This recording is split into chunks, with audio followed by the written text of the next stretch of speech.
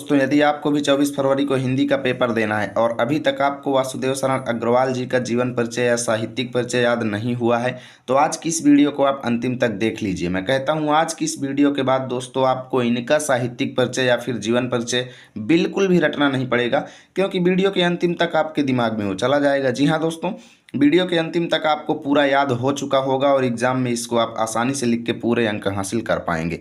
तो वीडियो को ध्यान से अंतिम तक देखिएगा, बहुत ज़्यादा इंपॉर्टेंट वीडियो है दोस्तों। और प्रतिवर्ष मैं ऐसे वीडियो बच्चों को प्रोवाइड करता हूं, क्योंकि बहुत सारे बच्चे ऐसे हैं दोस्तों जो याद करने में समर्थ नहीं होते हैं।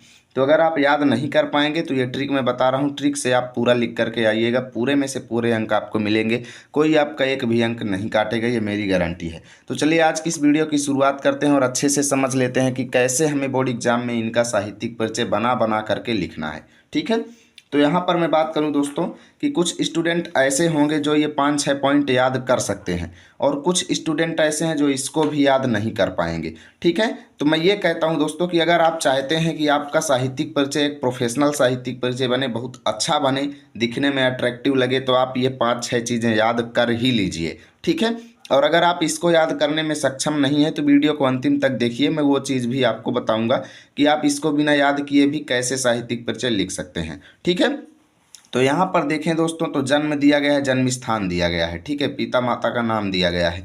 तो यहाँ पर हम सबसे पहले क्या करेंगे, लिखेंगे कि वासुदेव शरण अग्रवाल जी का जन्म जो है सन 1904 ईस्वी में उत्तर प्रदेश के मेरठ जिले में हुआ था। कहाँ पर हुआ था? मेरठ जिले में हुआ था। तो ये दो चीज़ों का उपयोग करके चलिए हम लिखते हैं। तो देखिए मैंने लिख दिया कि वासुदेव शरण अग्रवाल का जन्म सन 1904 ईस्वी में उत्तर प्रदेश के मेरठ जिले में हुआ था। अब आगे दोस्तों इनके पिता माता का नाम लिखेंगे कि इनके पिता का नाम विष्णु अग्रवाल तथा माता का नाम सीता अग्रवाल था। तो देखिए मैंने लिख दिया कि इनके पिता का नाम विष्णु अग्रवाल तथा माता का नाम सीता अग्रवाल था। ठीक है दोस्तों, अब इतना लिखने के बाद आपको हेडिंग बनाना है साहित्यिक परिचय। तो देखिए दोस्तों ऐसे ही आपको भी हेडिंग बनाना है साहित्यिक परिचय। ठीक है, और हेडिंग बनाने के बाद अब हम अपनी कलाकारी यहाँ पर शुरू करेंगे, कैसे हमें पूरा साहित्यिक परिचय इनका बनाना है अपने दिमाग से। ठीक है, बस आप सभी लोग ध्यान से सुनते जाइए, पूरा बना करके आएंगे, ये मेरी गारंटी है। देखिए अब आगे हम इसमें क्या लिख सकते हैं दोस्तों कि वासुदेव शरण अग्रवाल जो थे एक उच्च कोटि के निबंधकार थे, कहानीकार भी थे, उपन्यासकार एवं आलोचक भी थे। ऐसे हम इसको बढ़ा चढ़ा करके लिखेंगे। ठीक है, तो चलिए इसको लिखते हैं।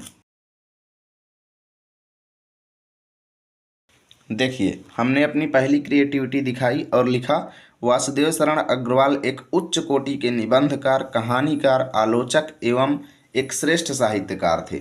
अब देखिए वो कहानीकार थे या नहीं थे, इस चीज़ से हमको मतलब नहीं है दोस्तों, क्योंकि हमें साहित्यिक परिचय बना बना करके लिखना है और पूरा बनाना है। ठीक है, इसलिए आप सभी लोग इस सब चीज़ का टेंशन मत लीजिएगा, आपको बना करके लिखना है, कैसे भी करके हमें पूरा जो है कंप्लीट करना है। ठीक है, अब आगे हम लिखेंगे कि हिंदी साहित्य में इनका अद्वितीय स्थान है ना। चलिए लिखते हैं।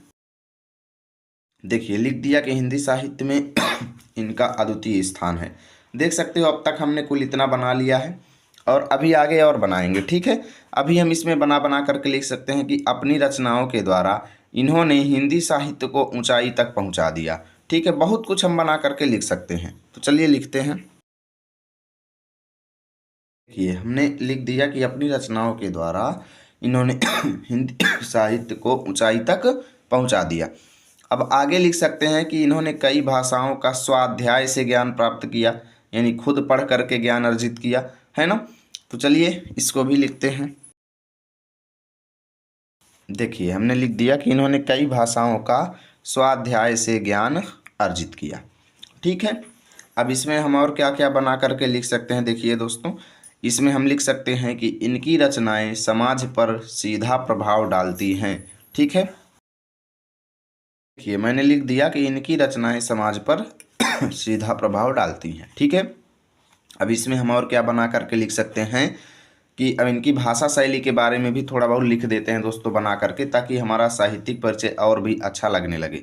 ठीक है, इसमें हम बना करके लिख सकते हैं कि भाई इनकी ज़्यादा से ज़्यादा रचनाएं जो हैं वो खड़ी बोली में ही लिखी गई हैं, क्योंकि वास्तव में जब आप पढ़ते हैं तो ये खड़ी बोली भाषा में लिखी हुई हैं। ठीक है, चलिए इनको लिखते हैं। मैंने लिखा कि इनकी अधिकतम रचनाएं खड़ी बोली में लिखी गई हैं। अब आगे हम बहुत कुछ बना करके लिख सकते हैं दोस्तों, कि आप जो है इन्होंने पूरा जीवन हिंदी साहित्य के लिए कार्य किया, अनेकों रचनाओं से हिंदी साहित्य को सुशोभित किया, इनको कई बार अलग अलग पुरस्कारों के द्वारा सम्मानित किया गया। मैं बता रहा हूँ आप क्या क्या बना बना करके लिख सकते हैं। ठीक है, इन्होंने बहुत सारी पत्रिकाओं एवं बहुत सारी रचनाएं लिखी। ठीक है, अब देखिए यहाँ पर हम थोड़ा बहुत और लिखते हैं, क्योंकि जो है बहुत कम है, अभी हमें एक पेज यानी 80 शब्द तो कम से कम लिखने ही हैं। तो यहाँ पर हम और बना सकते हैं कि इन्होंने अपनी रचनाओं में ज़्यादा से ज़्यादा मुहावरों एवं कहावतों का प्रयोग किया है। ठीक है, जिससे हुआ क्या कि इनकी भाषा जो है सुसंगठित दिखाई देने लगती है। इस तरीके से हम इसको लिखेंगे। ठीक है,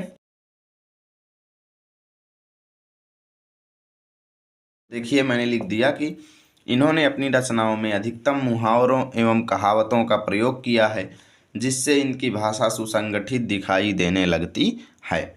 ठीक है, अब इसमें हम लिख देंगे कि इनको बहुत सारे पुरस्कारों से सम्मानित किया गया। देखिए मैंने लिख दिया कि इनको बहुत सारे पुरस्कारों से सम्मानित किया गया।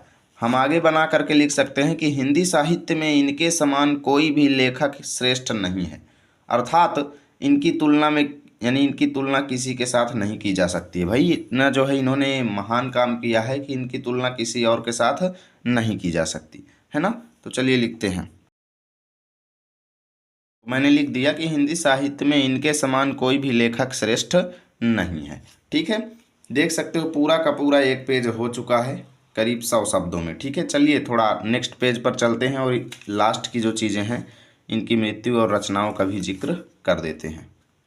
तो अब अंतिम में दोस्तों हम लिख सकते हैं कि भाई आजीवन हिंदी साहित्य की सेवा करते हुए, है ना, आजीवन मतलब जीवन पर्यंत पूरी जिंदगी हिंदी साहित्य की सेवा करते हुए सन 1967 ईस्वी में यह महान लेखक जो है गोलोकवासी हो गया, या कह लो सन 1967 ईस्वी में इस महान लेखक की मृत्यु हो गई, है ना। तो चलिए लिखते हैं। है, मैंने लिख दिया कि आजीवन हिंदी साहित्य की सेवा करते हुए सन 1967 ईस्वी में यह महान लेखक गोलोकवासी हो गया। अब अंतिम में आपको हेडिंग एक जरूर बनाना है दोस्तों, रचनाएं। कौन सी हेडिंग? रचनाएं। अब देखिए रचनाएं अगर एग्जाम में आपको याद नहीं आती हैं तो आप कुछ नहीं करेंगे, इनके चैप्टर का नाम लिख देंगे राष्ट्र का स्वरूप। ठीक है, पर कोशिश ये करें भाई 2-3 रचनाएं याद कर लीजिए दोस्तों, ऐसे जैसे पृथ्वी पुत्र हो गया तो यहाँ पर लिख दीजिए। ठीक है, पृथ्वी पुत्र। ऐसे ही जितनी भी रचनाएं हैं 2-3 कम से कम याद कर लो। माता भूमि, है ना, क्योंकि भाई देखो अगर आपको एक क्रिएटिव और अच्छा सा साहित्यिक परिचय बनाना है तो ये याद करना ही पड़ेगा। 3 से 4-5 रचनाएं जितनी आपको याद हों लिख देंगे और बाद में इत्यादि लगा देंगे। ठीक है, तो इस तरीके से अगर आप इनका पूरा साहित्यिक परिचय लिखते हैं तो भाई कोई आपका एक भी अंक नहीं काटेगा। ठीक है, यहाँ पर मैं आपको एक चीज़ बता देता हूँ, आप कोशिश ये कीजिएगा एग्ज़ाम में इस बार नया पैटर्न आया है तो आपको क्या करना है, साइड में एक छोटा सा बॉक्स बना देना है ऐसे ही, और ऊपर लिख देना है संक्षिप्त परिचय, और बॉक्स के अंदर ये सारी चीज़ें लिख देना है जो जो मैंने यहाँ पर लिख रखा है। ठीक है, और साइड से आपको ये चीज़ें लिखना शुरू करना है तो और अच्छा आपका बनेगा। ठीक है, और अट्रैक्टिव लगेगा। तो उम्मीद करता हूँ वीडियो आपको अच्छी लगी होगी। प्लीज़ वीडियो को लाइक कीजिए, दोस्तों के पास शेयर कीजिए। मिलेंगे आप सभी के साथ अगली वीडियो में, तब तक के लिए जय हिंद, जय भारत।